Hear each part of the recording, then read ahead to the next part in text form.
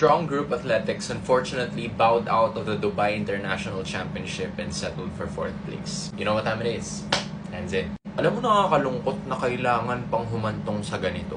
For context guys, Strong Group Athletics, sila ang isa sa dalawa nating pinadala sa Dubai kasama ng Zamboanga Valientes para sa Dubai International Championship. And I honestly thought na considering na sobrang lakas din naman kasi ng gameplay nila, sobrang lakas din ng team nila in general. But to my news this morning, unfortunately the team decided to bow out, forfeit their battle for 3rd game because of bad officiating. I'm gonna be showing you guys the clip kung ano ba talaga yung nangyari. This was during the semi-final game.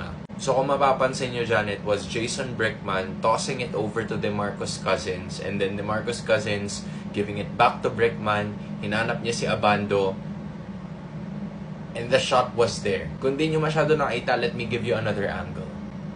This is the one right here. Kumbaga, ano na yan, oh?